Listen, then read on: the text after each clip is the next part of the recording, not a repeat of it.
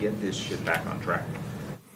At this point, you've seen everything in the season. The coaches have done everything they can do. This is a player-driven team in the last 4 or 5 weeks.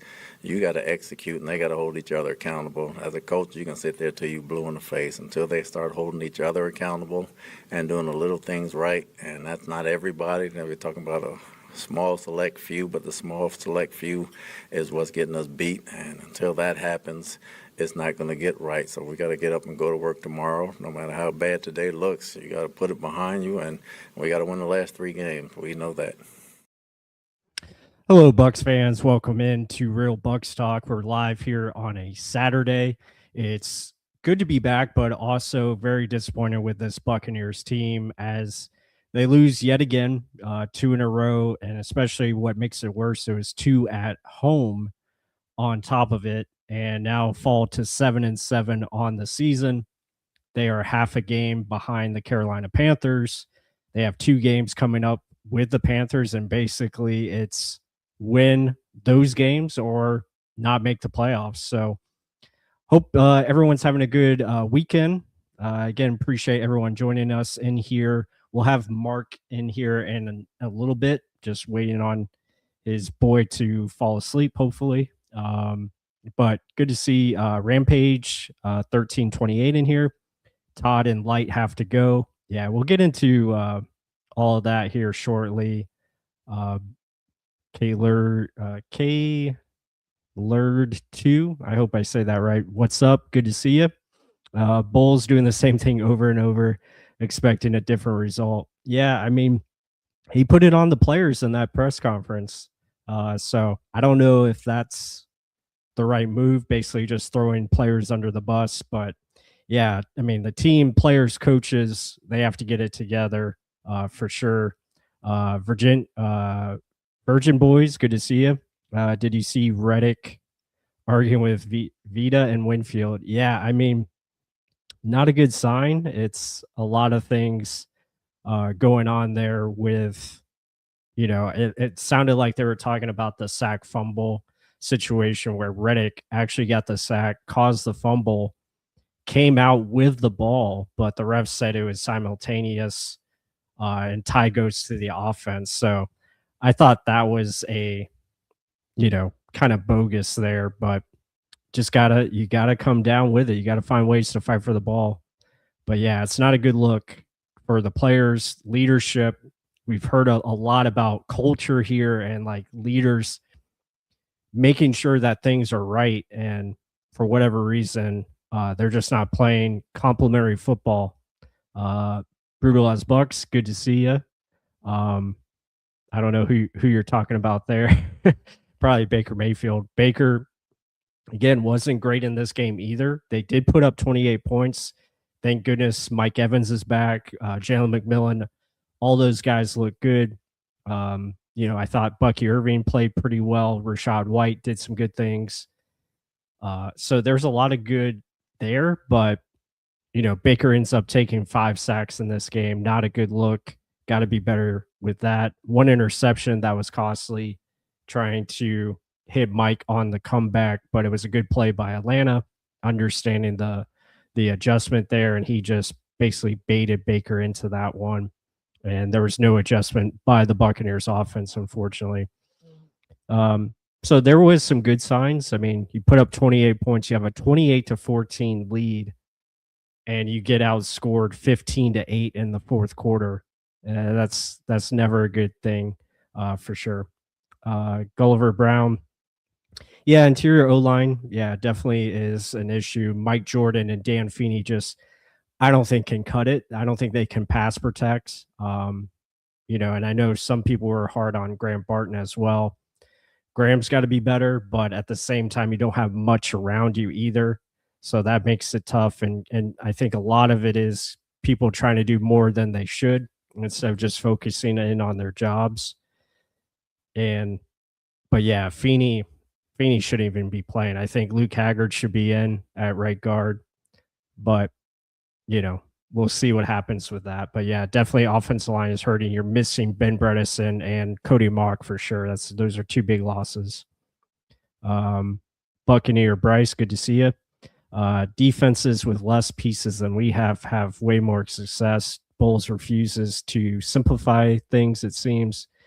Yeah, Pitts was basically just taking, doing simple crossing routes, taking the one-on-one matchups, winning against man coverage, winning in zone, and it was very tough to see. Um, Congrats, Clint Kubiak. Yeah, I mean, he's going to be definitely a hot name to watch for the off-season head coaching positions that will be available. So yeah, definitely interested in him. We'll definitely get to that point, do some research on some coaching candidates if Todd Bowles is fired. Remains to be seen. Yeah, I mean, David Sills ended up actually beating us, and we'll try to get to that play. I did get some film put together just on the key plays that I thought really cost you from winning this game, but we'll get into that here in a little bit. Yeah, 28 points should get you the win. Again, you're up 28-14 going into that fourth quarter. I think you were up 28-14 with like over 10 minutes left in the game, and you just let the Falcons march down the field quickly to make it 28-20. And offensively, I didn't think we didn't do much to combat that. And, not getting points, not getting at least a field goal to give you 31 to kind of put it out of reach was tough. But yeah, just not good.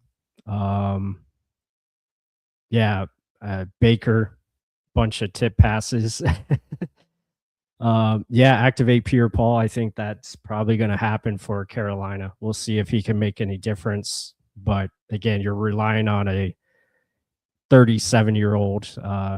It's probably not going to be the savior, but we'll see. Yeah, he just has it all.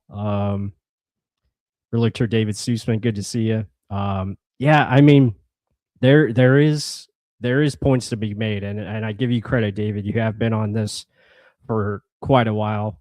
I think as a talent evaluator, to bring in guys that we have brought in, coaching has to do their job and find a way to elevate these players and make them better. Haven't really seen much development with these guys that have been brought in. I think, yeah, the linebacking situation is an issue. I think Levante David has just taken a step down. Servassier Dennis hasn't been what they've hoped. So I think there's been a lot of and this is something that Light, and if he is here next offseason, this is something he's got to improve. You're putting way too much trust into the guys that you select as draft picks instead of supplementing with free agency or trades. That's something that has to be much better. Zion McCollum hasn't been good either. He's been struggling this year. Jamel Dean has been pretty good. But yeah, the pass rush outside of Vita Vea, Hassan Reddick, somewhat Yaya Diaby, you don't have anything else. Not having Kalijah Cansey is such a big loss, but the secondary pass rushers, that's been a huge, issue for years. Chris Braswell, just a failure of a pick. I think you look at Logan Hall, obviously not good enough. And then you just don't have anyone else. There's just not enough there. So I do agree with that. David Walker was supposed to be, that next guy coming in, but he got injured, torn ACL. And I don't know how much he was going to do. Again, you're counting on rookies here. So I agree. I think you got to get back to getting proven guys. You got to get veterans in here like you had with JPP and Dominican Sue, Shaq Barrett. Those guys were getting after the quarterback, and that's when you were a legit team on defense. But linebacker has been an issue since, Devin White was here. And I think that's something that's going to have a complete overhaul in the offseason, and they definitely need to find a way to improve the pass rush. So I think when you talk about that, the offensive talent versus the defensive talent, there is, a considerable edge towards the offense. And when your offense is not performing like it's capable of, plus the injuries that you had, no Mike Evans, and we see where when Mike Evans and McMillan are back, you end up putting up 28 points, which should be good enough. But the issue is you can't rely on your defense consistently to shut things down, and that's a problem. So with that said, you could see Todd Bowles return, and that could be his excuse. He just doesn't have enough on defense. But I do agree with the people in here talking about how a good head coach can find ways to adapt and scheme things up, take other people's personnel away, force them to go a different direction, find ways to play to your strengths. Your strengths is obviously the blitz, and they were blitzing on that last drive and they got away from it, kind of try to sit back, but again, players didn't execute, and it should have been a win for the Bucs, but again, guys not doing their job. Yeah, I mean, I agree with that. Tyke Smith was a big loss, especially in the run game, because Christian Ezian had his struggles, didn't really make the tackles that Tyke Smith would usually make. Yeah, I think he has overall, but again, it's like you got to understand team building. You have to understand your most pressing needs, and unfortunately, this past offseason, it just didn't happen. And but I also understand, like, you can't force things. You can't force. So you got to be smart with your assets. Yeah, I mean, front seven needs a makeover. I think you definitely have to look at it. Defensive line, interior defensive line, edge rushers are going to be needed. They're going to have to add a couple pieces there for sure, and get a linebacker too. Probably two linebackers, because I don't think Levante is going to play much longer. Yeah, Josh Sweat. I mean, yeah, he would have been nice. I think you can make an argument for that. I think Harold Landry was another one. Caleb Vaughn, Chason would have been good too, but again, it's just where you putting your resources towards, how much money, cap, all that stuff has an impact. But I agree with that. I think, and again, Jahad Campbell, I think, was, the top linebacker. That would have been a nice, first round pick, but they got scared because of the injuries. And right now he's playing well for, the Eagles. So, yeah, I mean, yeah, no one could stop Pitts. That's an issue. Yeah, I mean, I think the corner depth is there. Again, I think, Jacob Parrish, you look at Jamel Dean, Benjamin Morrison, Zion McCollum. I think they've added resources to that. But, when you don't have the front seven to help out that secondary consistently, your secondary looks worse than it is, and it gets hang out to dry. So a lot of guys, I think, got to step up, especially, the so-called good players on this team, starting with Vita Vea. He's got to play better. Hassan Reddick, I thought, showed some flashes in this past game, but he's got to step it up. You got to look at Yaya Diaby, Antoine Winfield, Tyke Smith got to play lights out down the stretch if this team wants to turn it around. Yeah, I mean, all these are good points, guys, and I appreciate the comments. Yeah, I mean, yeah, I agree with that. We probably should have taken a linebacker, but you also have to remember, like, a lot of the free agent linebackers that were good, that were actually good players, they did get re-signed. So it's it's a tough thing to balance for sure.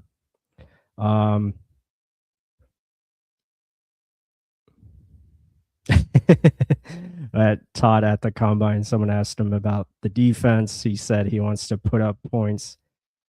Yeah, I mean, that is true. That is true. He did say that.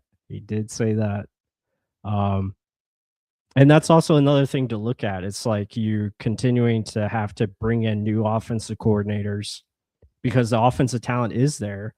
And when you had a good offensive coordinator, Liam Cohen, it looked good. You were able to hide the weaknesses of the Bucs on defense. They were able to play a little bit more aggressive because you had leads.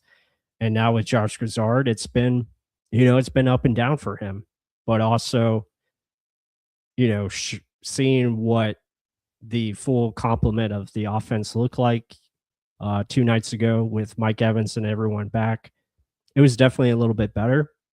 But at the same time, Baker Mayfield isn't playing the best right now. So, yeah, I know that's a sore subject. I won't mention him. Yeah, that's true. Again, I mean, the record would be a lot worse.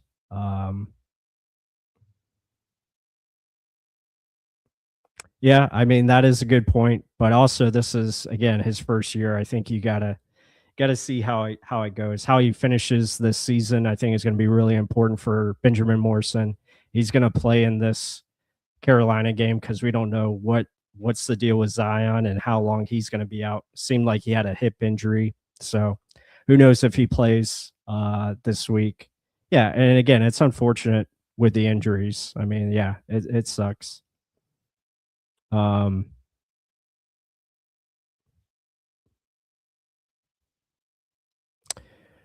yeah, the second round. I mean, who did? Yeah, we took Benjamin Morrison in the second round. Yeah, I mean, maybe you could have traded up. I would have loved to see them try to trade up for Ezeraku. I think he was pick 41. Um, yeah, it would have been nice to be a little bit aggressive, and that's something Jason Light definitely has to work on. I think the aggression level definitely has to pick up for sure. So yeah, we'll see what happens there. Yeah, I mean, yeah, he doesn't like to give up picks. Um, yeah, I don't know if he could have traded all the way up to get Campbell because you have to remember Campbell was picked at 30th. So that would have been quite expensive. But Schlesinger as a Raku, yeah, that definitely could have had some opportunity there. You probably have to dive into this coming up draft that's coming up in 26. But yeah, this is a good question by Aaron. The only question to me is if they do fire Bowles, who's his replacement? Yeah, I mean, that remains to be seen. I do have a couple candidates. I think Clint Kubiak would be interesting.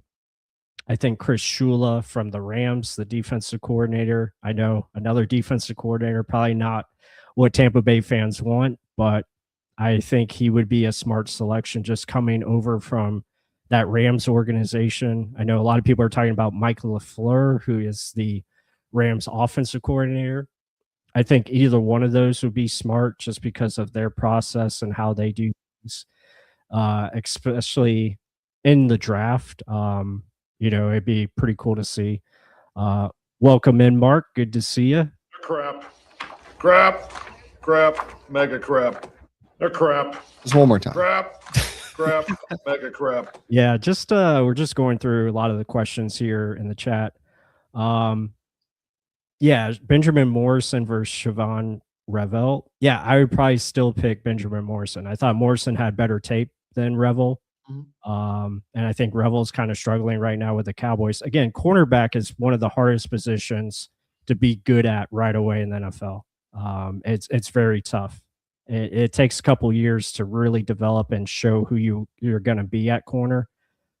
Jacob Parrish has had his moments, but he's also had his struggles. I mean, again, it's a tough league to step into for sure at that position. Yes, I see a lot of questions. There's a lot of questions. I mean, a lot of it is we're just kind of already automatic to the firing of Todd Bowles and potentially Jason Light. And just talking about team building. But Mark, I mean, talking about this game and just looking at it, I mean, you had a 28-14 lead going into the fourth quarter. And again, typical Bucs fashion, they just couldn't get the job done, whether it was offense or defense, and sealing the game. So it's real tough. I mean, and then you hear Coach Bowles talking about it's on the players.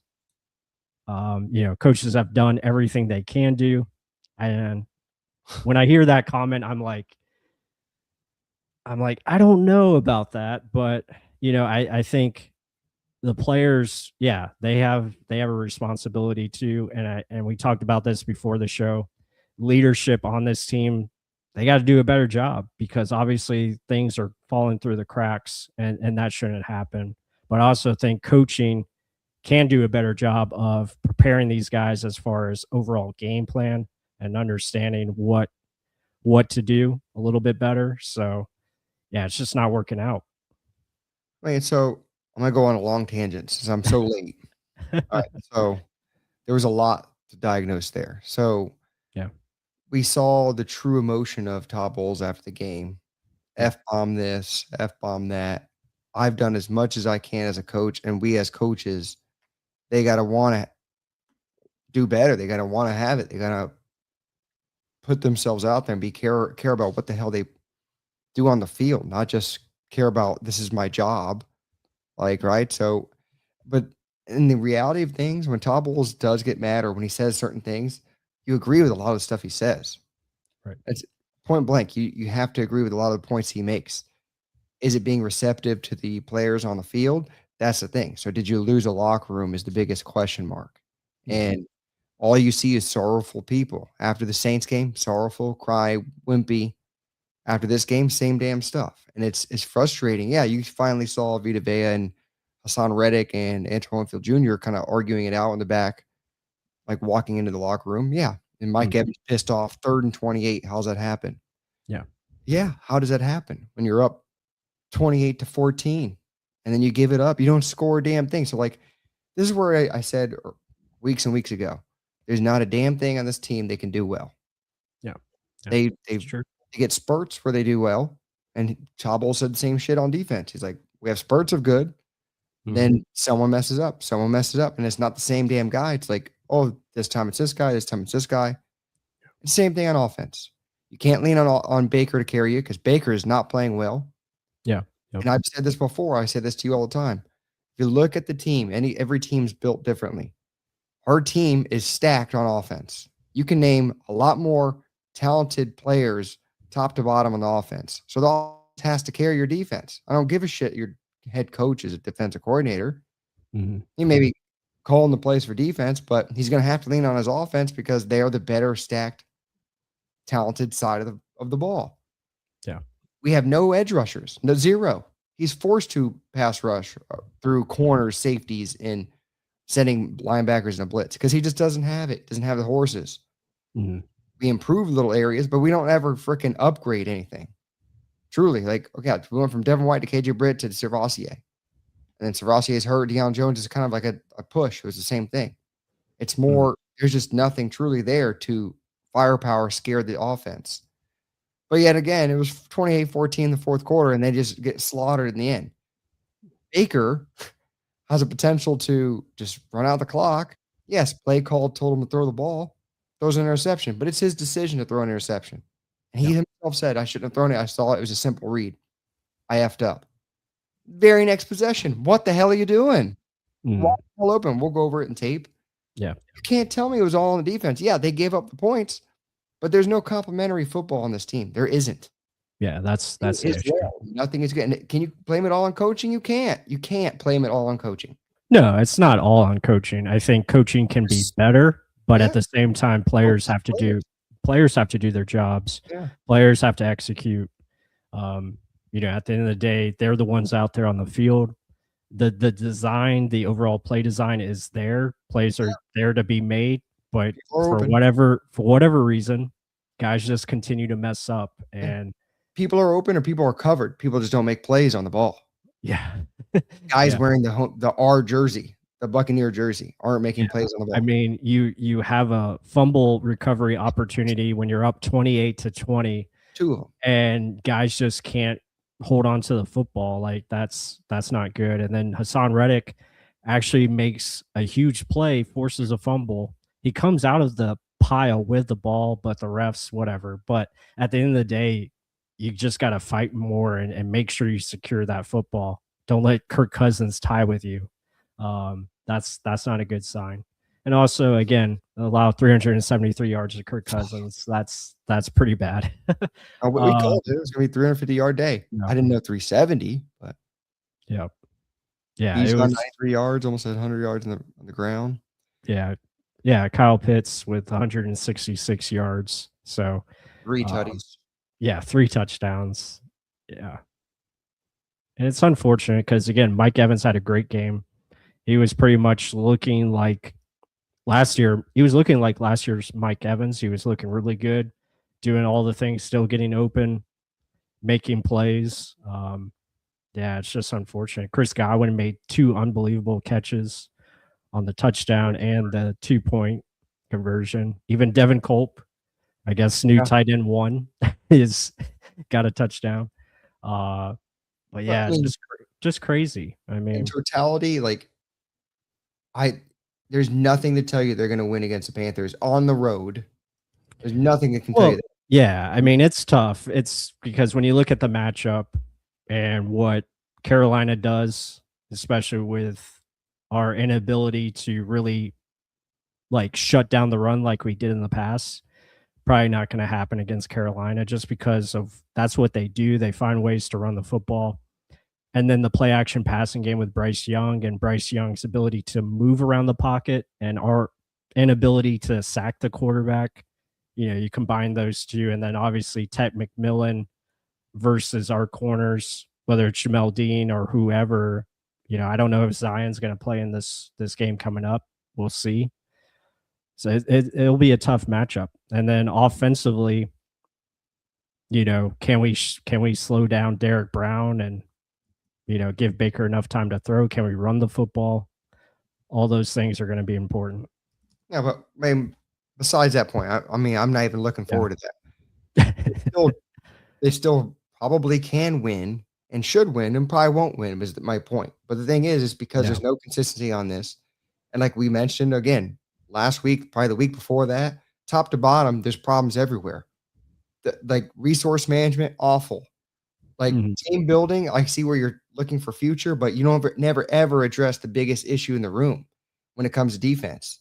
Yeah. I don't give a shit if Todd's like, oh no, let it lean on me. I can manage. No, you got to address the most important positions in every team. You got your left tackle. Who the hell is bringing it on defense? No one. You can't say Vita Vea. Like I talked to you about this. Like no one scares you on defense. You paid Antoine Winfield Jr. Yes. But how far away from the ball is he? You have no one that's close to the ball that can do anything consistently.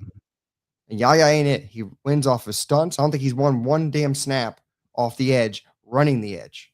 Like all of it's off of either prolonged, holding the ball, or a stunt. No one wins the edge. You can't force anything on this defense unless it's Todd Bowles, like I mentioned to you earlier. It's like Todd Bowles has to go all in on every damn play. And when he doesn't, it's relying on our 4-man pressure, and then he gets called with his pants down because they can't win with 4. And then you got our reporters saying, well, why didn't you just keep blitzing? Yeah, you could. But like I said, if you blitz nonstop and the first read is the guy where the blitz is coming from, you're done. Like it's cooked. Yeah. And he even said it. He's like, well, if I blitz every damn down on a third and 28 and they throw a screen, it's a touchdown. So it's like, but that's the shitty part of it. He's always asked for, I just want to win with 4. He said it this offseason before that. Do we ever help him with that? No. So that starts at the top and where the hell you're getting your players, player personnel. And then it goes to coaching after that. And now it's the players just shitting the bed on the field. It's accumulation of all that. So it's not just. I think that's all good points. I mean, again, you're going into it with you're drafting these guys, you're expecting the coaches to develop these guys as well. Unfortunately, I don't think that's really happened either. I think you have to be aggressive. Right. Yeah, that's a good comment as well. I appreciate it, Buccaneer Bryce. So if everything is awful, which is it, like you said, Mark, this team does nothing well except kick field goals. Yeah, I mean, it needs better staff. I agree with that. I think you've had a letdown and overall consistency from the offensive staff and from the defensive staff. I think there's been a lot of things where a lot of your so-called marquee players on here, I guess Mark had to drop out, but a lot of your marquee players have to be better as far as you're looking at Vita Vea. Gotta do more damage. You gotta look at Antoine Winfield Jr. He's got to do better. You're relying on even Levante David, as old as he is, he's got to be better. Like, he's out there on the field, got to be a better leader, better job of holding these guys accountable. You lose Kalijah Cansey, that's a big loss, and it's unfortunate that he just keeps getting hurt. Mhm. But yeah, I agree. I think that the main issue is you got to get back to being more aggressive, especially in free agency and trade options. You got to be more aggressive there. You got to find ways to supplement your draft picks with guys that are for sure know how to do it, and know how to bring younger players along and make them better too. So that has to be a thing. Like, and that's the crazy part about it. Like, Jason Light did this before. He brought in JPP, he brought in Ndamukong Suh, brought in Shaq Barrett, and you actually had a legit pass rush. You also had guys in the secondary pass rush. Yeah, you could win with 4. Yeah, you could win with 4, but also you have to remember, going back to that playoff situation, the secondary was also playing more aggressive, but that goes hand in hand. It goes hand in hand as far as, if you know you can win with 4, maybe it's better to,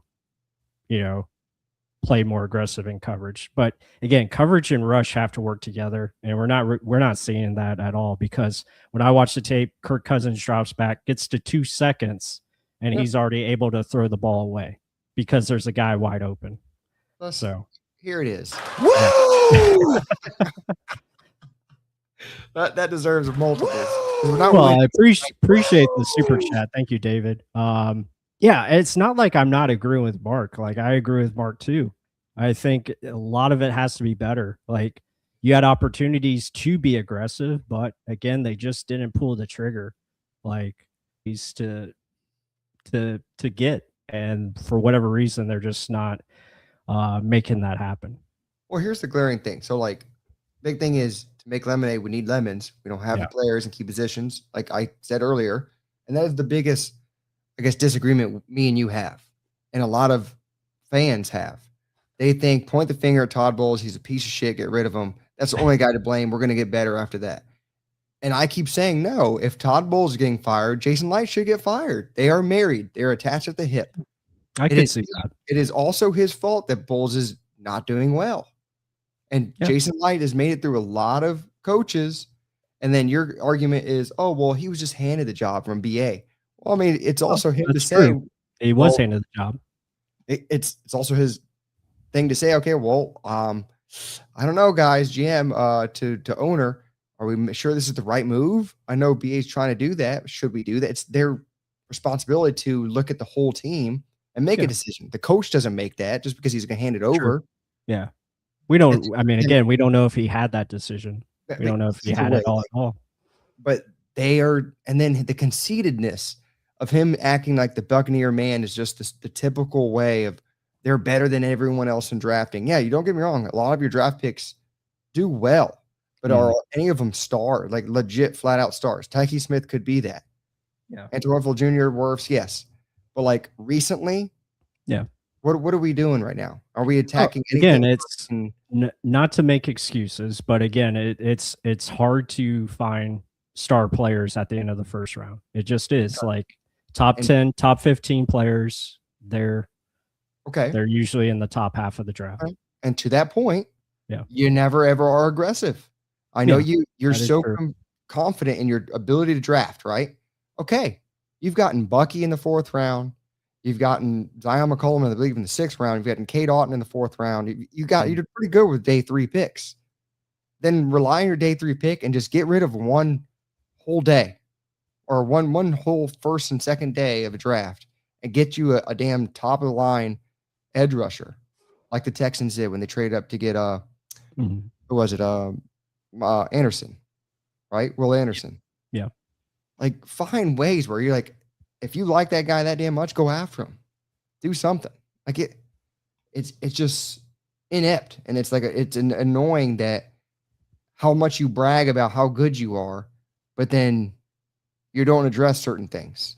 Yeah. It's become a thing where I'm like, yes, I agree with him. And then it's like, well, what about this glaring issue that we keep? Every fan said it. Mm-hmm. Trevor Sycamore has been saying on the damn picking shit show, Drafts Stock Exchange. It's not a shit show. They need an edge rusher. They need an edge rusher. Yeah. Never ever happens. And it's almost like a blatant joke. We're not going to do it. So it's frustrating. It's like, oh, you got to do this though, and then they give the excuses. You got it, but you have to have two to tango. Well, make an offer they can't refuse, especially if it's a guy that your team desperately needs.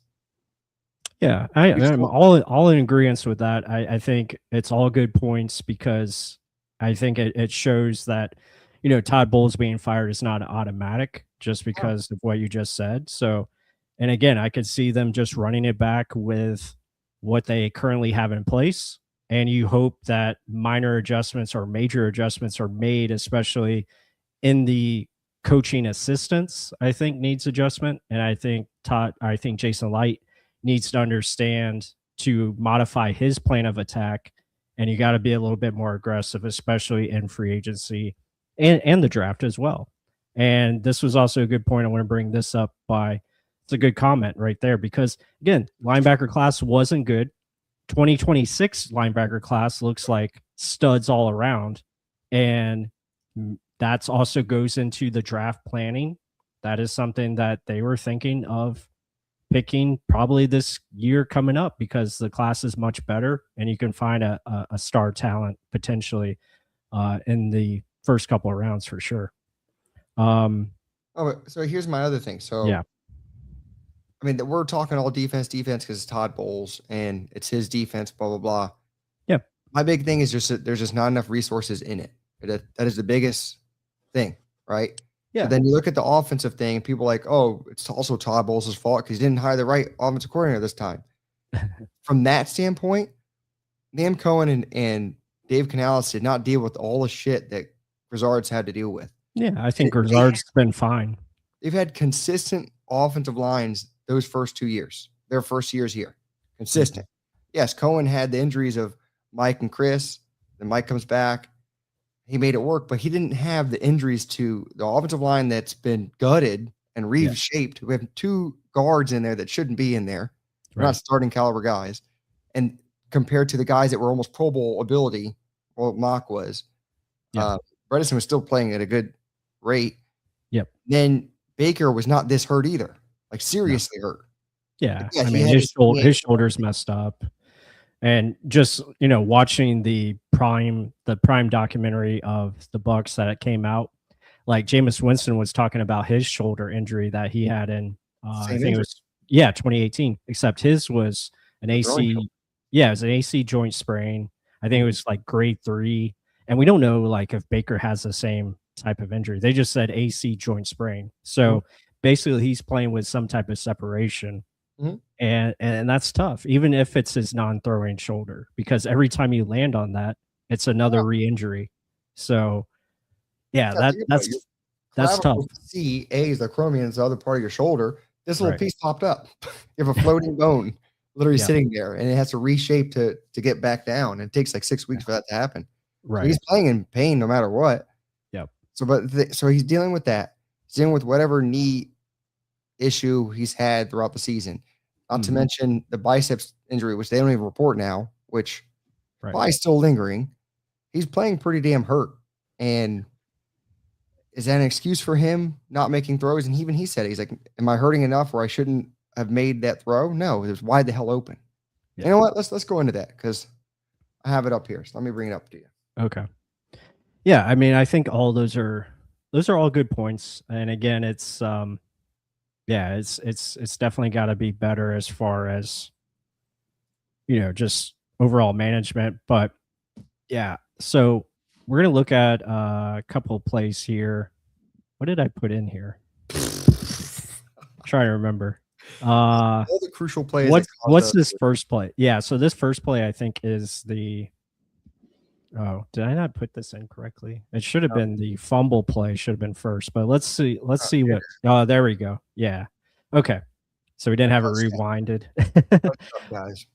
Yep. All right. So yeah, this first play, this is, I think they're driving. They're going to try to make this.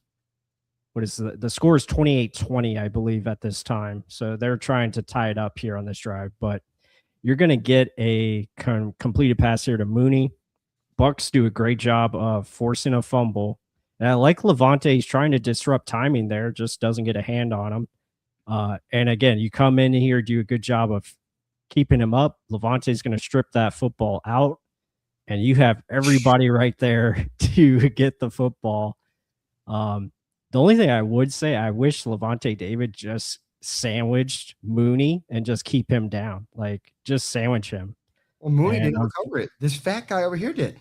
Oh, did he? Okay. Yeah. It makes no sense how we did not get this football. Makes no sense. Like, you're right there. Just grab it. I don't understand it. And you still have it. So, like, but this is the other part where we've been fighting the refs all year. Yeah. You're going to tell me that the guy's not down? Right. You saw it's a full recovery there. He's down, and then they pull it out after. Yeah. And then you just totally disregard it on the Hassan Reddick sack. It is frustrating. Yeah. Like, and yeah, like when you hear it from media, it's like, oh, they're such idiots. How do they not recover it? Well, they recovered the last one against the Reddick, and you're like, you just overlook it. It all depends what the hell the ref's thinking that day. I don't know. Right. Yeah. Unfortunate. And now we go to, this was the big play for Baker. Again, you have option. Just got to float this ball out into space. There's no reason to throw this behind him. Just loft that bad boy out into space, put it past upfield towards the 50-yard line, towards the sideline. Let him go run under it. There's no way 31 is going to intercept that ball. Right. Like, just put it out there. Let him run. Probably scores a touchdown potentially. Who knows? But he at least gets the first down, and it's game over, or at least puts you in third and medium at worst. But yeah, that's probably a first down. Yeah, it's a first down for sure. And then it's also the matchup you've been wanting. You've been destroying him all damn game. That's Kobe Bryant, right? Destroying him. That's Alford, I believe. Oh, it's Alford. Yeah, but either way, like he got the pick in the last drive, but still, like. This is such an easy read, and there's plenty of time. You can't complain about, oh, the pocket's ruined. No. Perfect pocket. That's time to throw, lean into it, seize it all in front of him. That's just a dud. That's just a terribly executed play. Like, same different angle, great pickup by Rachaad White, team the inside pressure here all day. No one near him. Not a soul near him. The only thing that messed up this throw is Baker Mayfield. And, like, to be that far off on the biggest play of the game, and you're going to tell me it's the defense's fault. Yes, they gave it up at the very end, but you gave it up here too. That's inexcusable, as Todd Bowles' words to use. Inexcusable to miss a play like that. And then that's non-complimentary football right there. And then leads to this 3rd and 28. Let's get 14 yards out of this. Yeah. Again, everyone's doing pretty much their job, or at least their assignment here. I understand, okay, you're dropping back, but I think it's still just a little bit too much of a drop back. You missed the tackle right there by Vildor. But again, guys are in their assignment. I would have liked to seen someone ID Kyle Pitts and potentially just run after. Yeah, that would have been the guy to do it. Like, just sprint out to the short flat. You already got guys picking up the middle of the field. You have next to Winfield. Yeah, you have 1, 2, 3, 4 guys like Deion Jones. I mean, Jones should just be rushing the flats. Let Vildor stay back and cover the deep receiver. But yeah, it's just unfortunate you give up this many yards on a 3rd and 14 play. It's frustrating. 3rd and 28, I should say. 3rd and 28. You get 14, making 4th down so much more manageable. But still, it's 4th and 14. You still should stop this. Yeah. You still try the 4-man rush. You saw the last play. 4-man rush does not work. Buccaneers cannot generate pressure. 4-man rush. But again, after 2 seconds, the ball's already out. I mean, again, 2 seconds, the ball's out quickly. Same thing here. Again, if guys just do their job, like, what are you doing, Vildor? And I understand you don't want to allow Bijan Robinson to get this ball because he probably jukes everybody and probably gets the first down regardless. But you got to stay to the sticks. Got to guard the sticks first, and then rally and tackle if it is dumped off. Right. And unfortunately, doesn't happen. And that's the frustrating part about it. Another inexcusable moment because this is simple things. And you're like, well, the scheme messed it up. The scheme. No, it isn't. There's some times where there's golden rules. The golden rule of football is you got to understand where you're at on the field. 1st and 10, 3rd and 10, wherever the hell it is. Where's the stick? Where do they have to get to? Especially on a 4th freaking down. Yeah. Like, you don't think you should know where the hell the line of gain is? What are you thinking? Caring about someone that's behind the line or at the line of scrimmage? No, like you got to stick to what you know first is where the down of gain is and where your assignment is.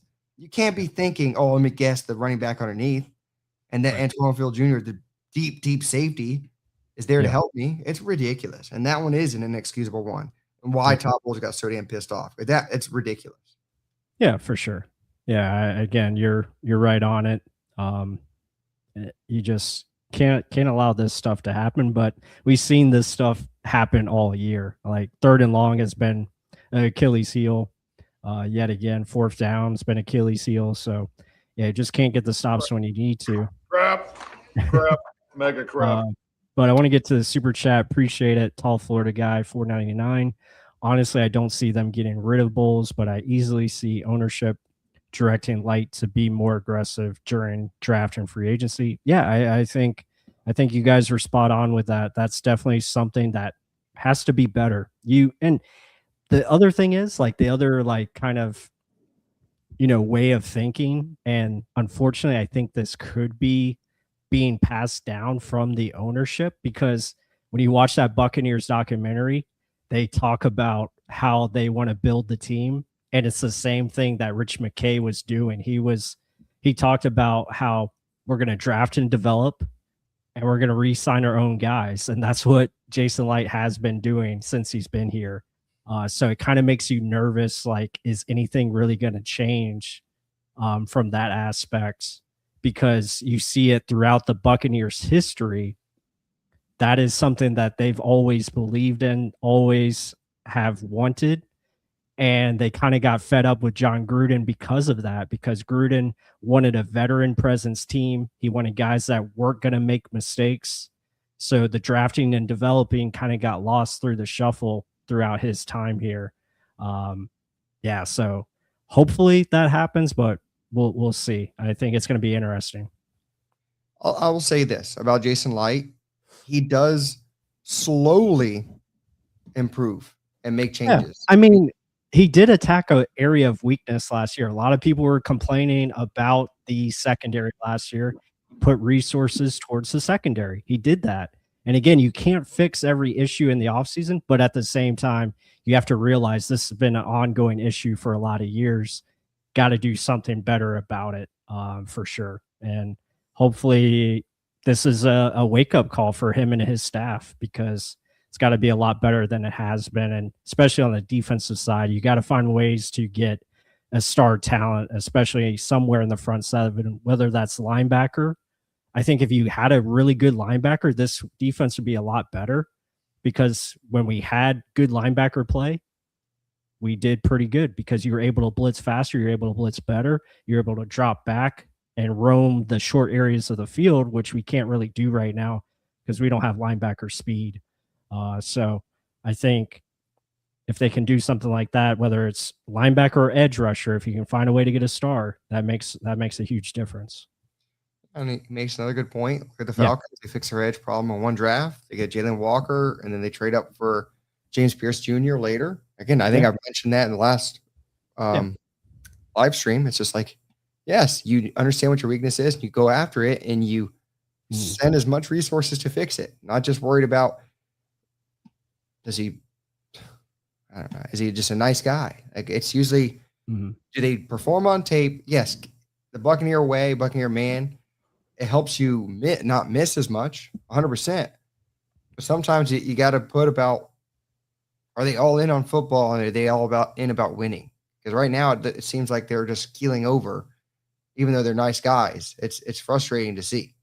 But I mean, more about what I was saying, like he does improve.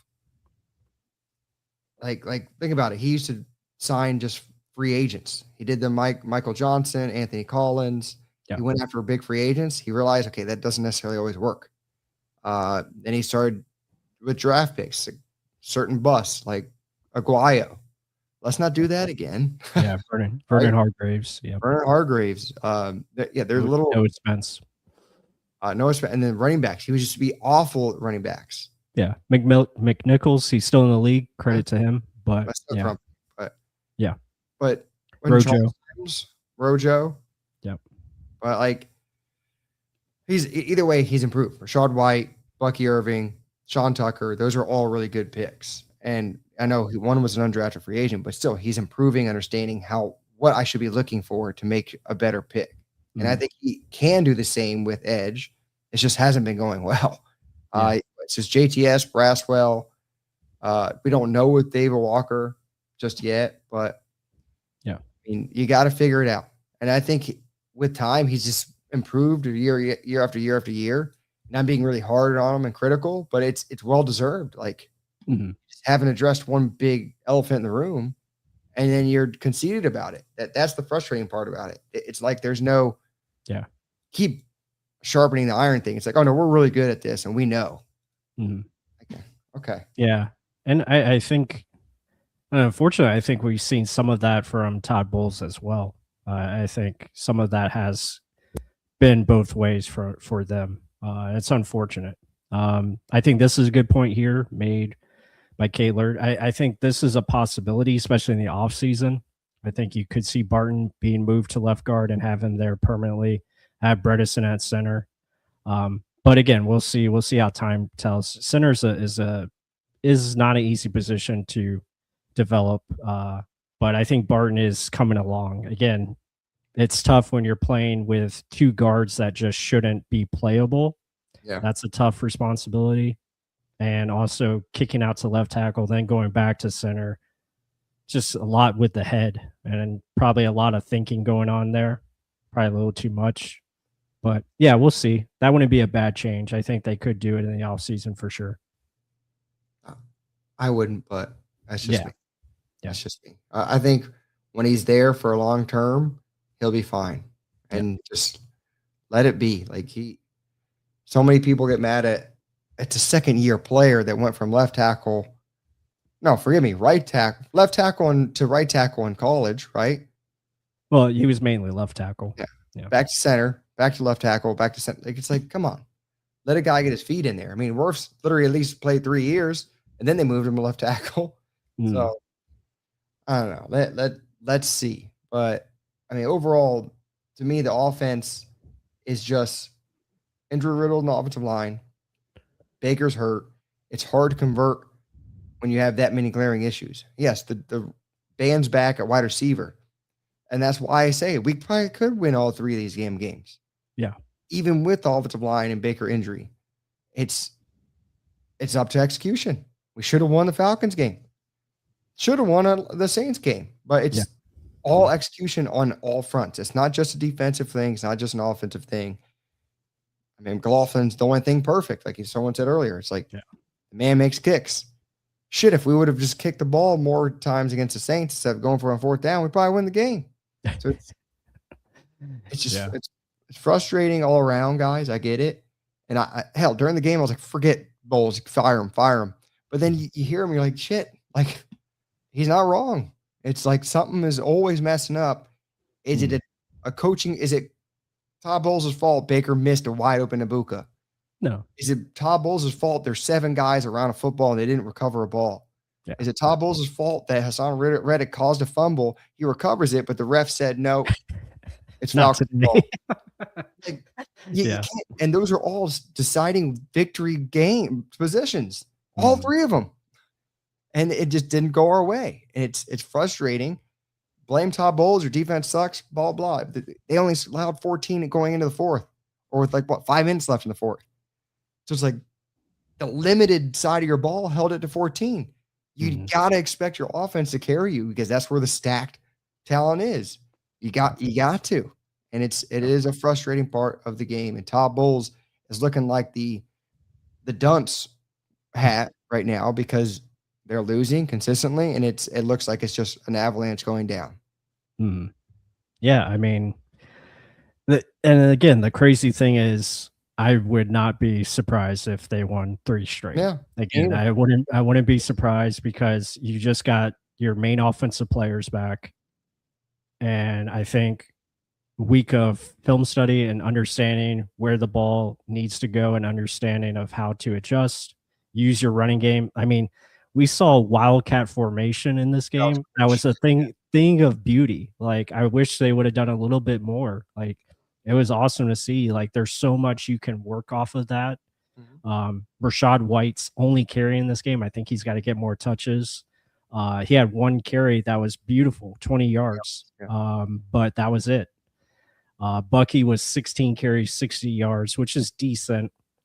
But again, your quarterback goes 19 of 34, and you have 5 sacks. That a lot of them wasn't on the offensive line. I think there was maybe 1 that was their fault because they sent a blitz and Feeney just fell over, and then it was just pretty much over from there. But yeah, I think when you look at it, there's opportunities. Carolina is one of the weirdest teams. You have them twice, and if you beat them twice, that's it. You win the division. You don't even have to beat them twice, which is crazy, because if the Panthers lose somehow tomorrow against the Saints, I ain't gonna lose. Come on now. it's possible. Again, it's at the Saints, at New Orleans. If they lose and the Bucs beat them next week and win against Miami, they win the division. That's it. They don't even have to win the last game. They win the division based on that. So, yeah, it's just crazy. It's crazy to think about. So they still have a chance, still have an opportunity at 7-7. And I think it's going to come down to that last game of the year, which is what has been happening the last 2 years. That's how we won it in the last game of the season. We won the division on week 18, and it probably is going to happen again. And sadly, but like it almost goes to the adage that we have like the worst division in all of football. Yeah. And it's almost proven itself. But then again, we get our asses slaughtered by the Rams. And then the very next week, the Panthers go in there and win a game against the Rams. And supposedly the Rams are one of the best teams in football. And the Panthers just, okay, no, hold my beer. I got this. It's tough. It's like any given Sunday, did the Rams not value the Panthers that much? Possibly. But the Bucs shouldn't have done that against the Saints. Like, that's 2 weeks in a row of embarrassment. You did it yourself at home. That's the worst part about it. So you wonder why your fans are so pissed off. You just put shit on display nonstop. So you're getting what you deserve. And yeah, Chris Cole, fully agree.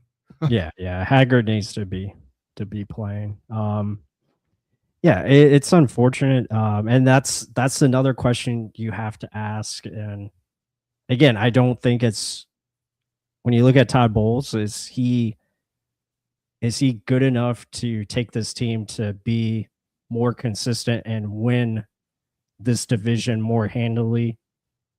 We don't know, because again, the talent, I think, is an issue, especially at the key spots, the key positions for the defense and the front seven. That's an issue. And again, it's hard because I can see it both ways. Bucs have enough talent on defense to where a coach can make things work and make it much better than it has been, at least not dead last that it has been the last several weeks. Losing 6 out of the last 8 games, that's tough.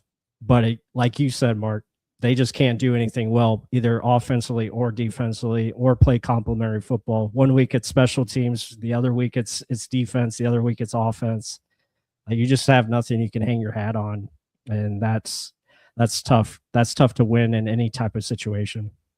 Yeah, you can never be consistent. Yeah, you can never be. And that's been the issue with this team since Todd Bowles has got here. The guys just can't find ways to be consistent. It's tough. I mean, and anyone can point at an excuse. Yep. Here and there, blah blah blah, but it's. At some points, like he says, it's right. Like, you got to step up and how much do you care? How much do you want it? Because clearly you guys don't want it. Like simple little things. You're in position, just make a play. No, a lot of them aren't doing it. And there's only so much a coach can say. And it sounds like he's like, my hands are up. It's on the players now. And usually when that happens, it's the writing's on the wall kind of thing. Yeah. And this is not even a year after he got an extension. Him and Jason Light got the extension in the offseason, didn't they?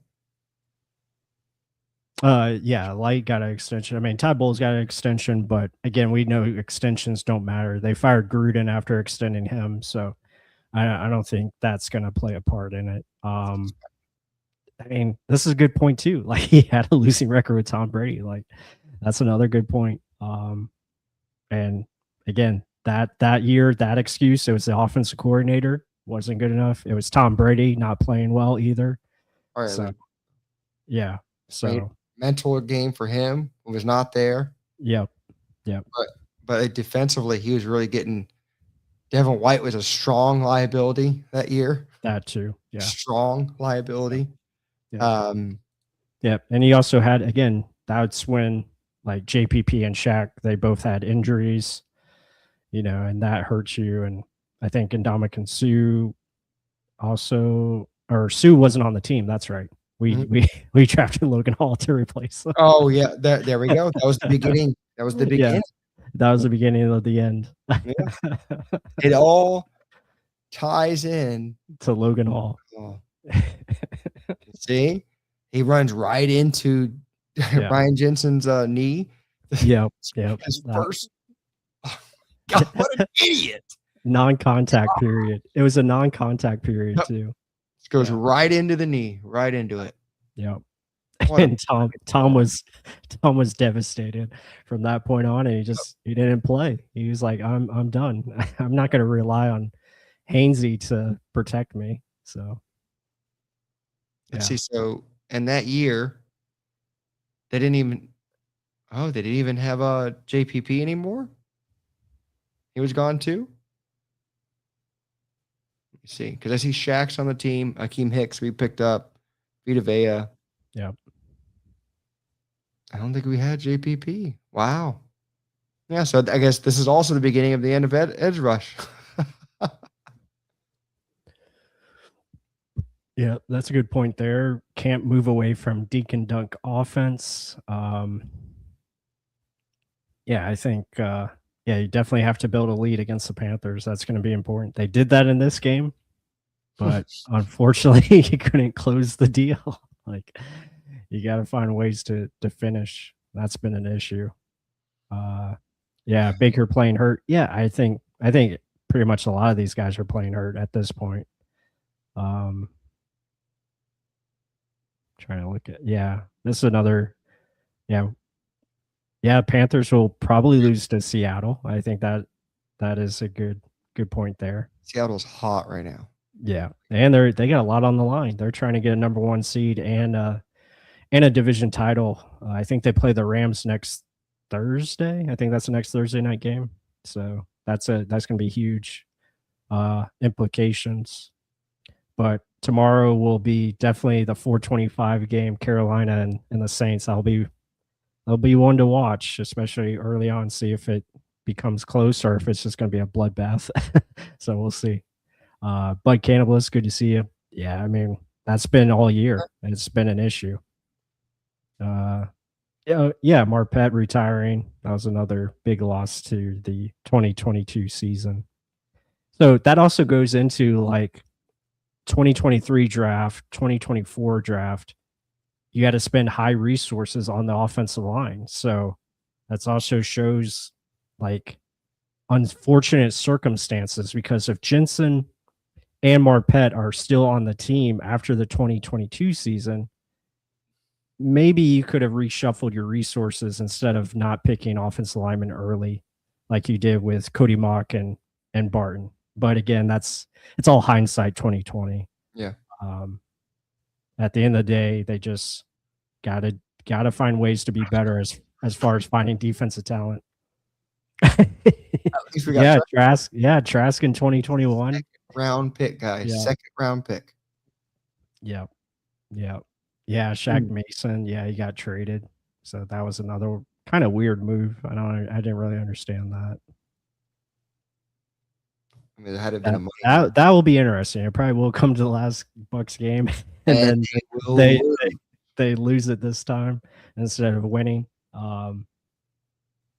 Yeah, but I'm kind of like I'm leaning. I'm kind of leaning at like 60-40%. Todd Bowles will probably be back next year.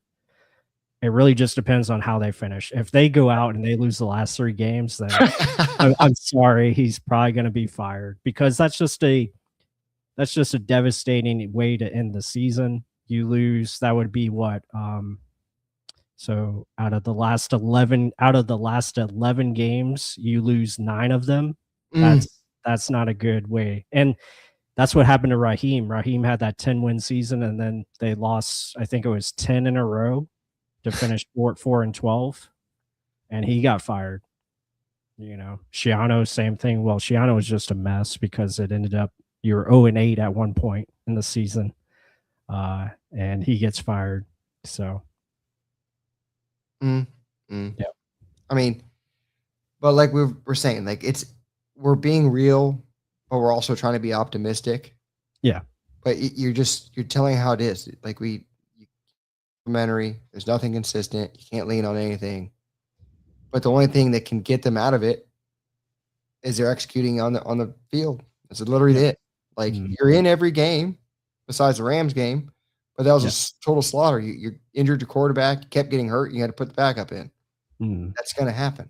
But every game you're in, it's do you make the plays to win it at the end?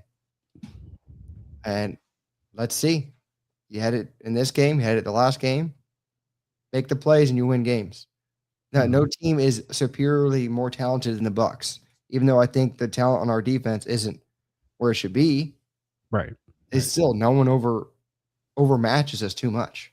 And I know some people are like, oh, you're crazy, blah, blah, blah. No, I mean, overall, they can compete. And it's just, can your guys score one more point than the other team? And I think all 3 games will be like that. Is do they come on top? Do they win on the road?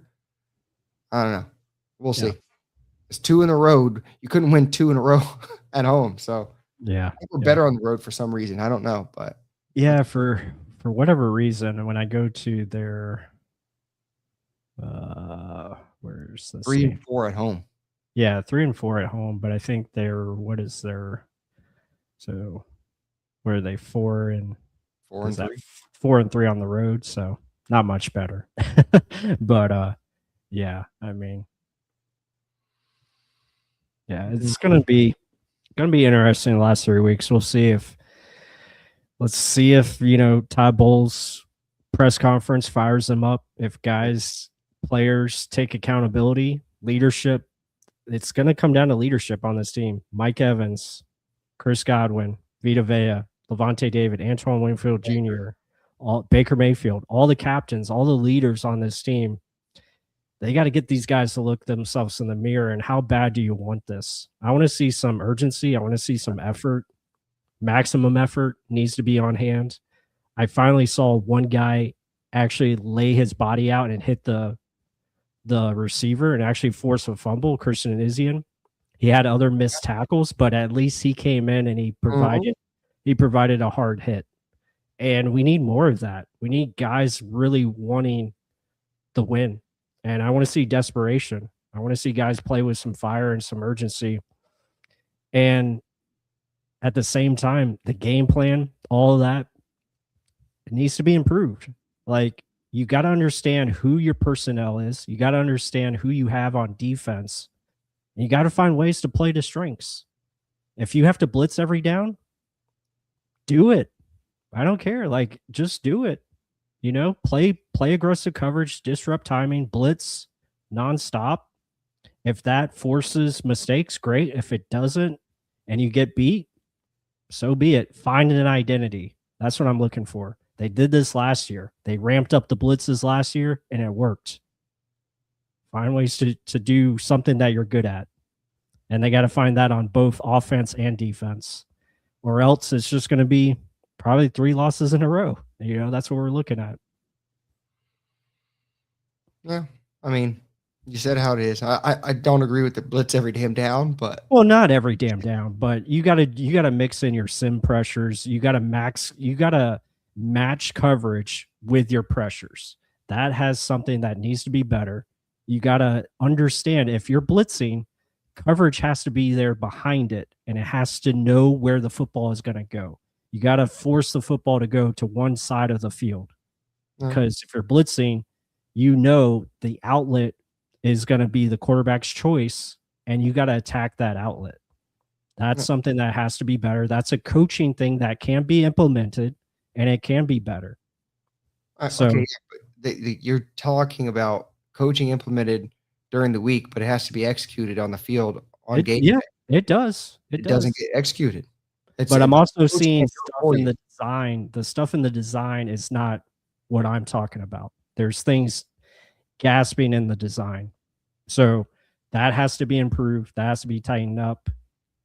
Players, they got to do their job. They got to do their job. We can't score unless we score 40 plus. That's crazy. I mean, no, just look at the Saints. They beat us 24-20. Yeah. Come on. It's not like we have to score 40. Yeah. Yes, the Rams and Bills game looked ugly, but really just score one more point in the other team. Yeah, we probably should have scored 30 against the Falcons. We had opportunities, didn't do it. Saints we only scored 20 damn points. Yeah. Usually an NFL team only scores 20, they're probably going to lose. Yeah, you gotta execute on fourth down. You gotta execute on third down. You gotta find ways to make the plays, catch the ball. All those things happen.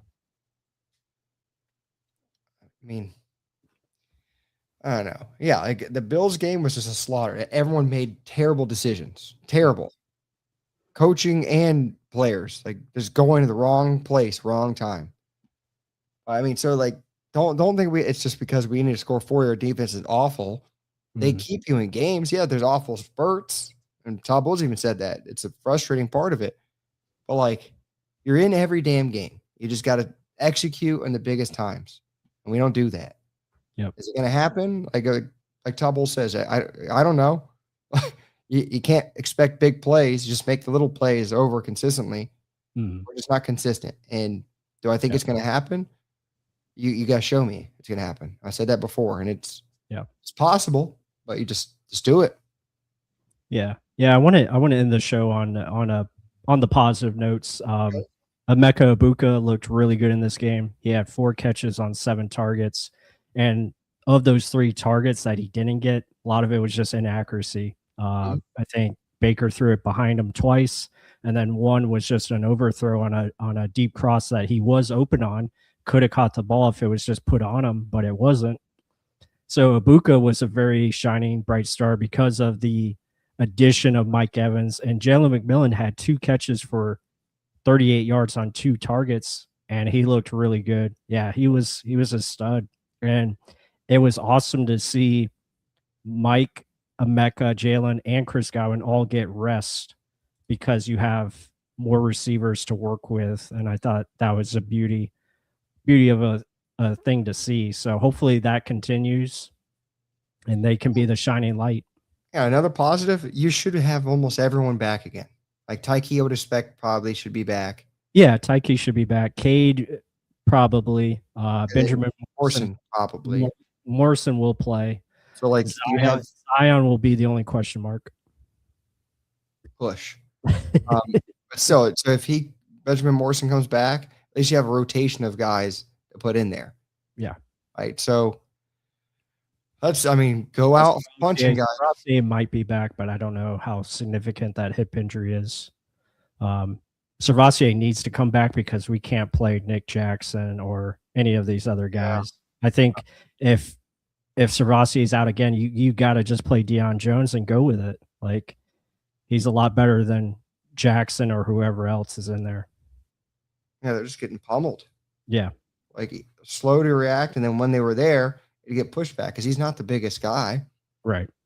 But but they're hopefully health works with it. I mean, besides Kalijah Cansey, everyone's kind of there. No, Logan Hall's healthy. Yeah. Yeah, he had his best game. He had 5 tackles in this game. Credit to him. 2 of them solo. So, hell, he's making a play. But the main issue is, Winfield was your leading tackler with 13, and Deion Jones was second on the team. Then you have Christian Izien with 8, Levante David 6. Yeah, not good. Yeah, got to be better. But with that said, I think we'll see what happened, guys. We appreciate everyone joining us. Appreciate all the comments, all the super chats. Much appreciated. And we'll definitely get into more of the tape. I'll probably be working on some content tomorrow and get that up on our Substack. Be sure to check that out, and also our YouTube. We'll go into probably some film study of like what we just talked about, the receivers coming back, and look at Baker Mayfield, look at the defense and what's going on there. I mean, we kind of showed it with what we showed you tonight, but hopefully they can improve it, or else there's going to be changes. Probably going to be changes regardless, but we'll see. We'll see what happens. Yeah, as a Bucs fan, we're still going to root for wins. Yeah, you got to win. Right? But let's see. We're going to be real, go in with hope, but understand the consequences of what will happen if there is losses. Yep, for sure. So here we go. Appreciate everyone joining us. And again, hit that like button, comment down below your thoughts. If you want to leave us a comment, if you want to leave us anything to look at, be sure to do so. And we'll see you guys on the next one. We'll probably be back probably next week, probably Monday or Tuesday for sure. We'll be back here live probably around the same time. So everyone have a great weekend. Go Bucs. See you then.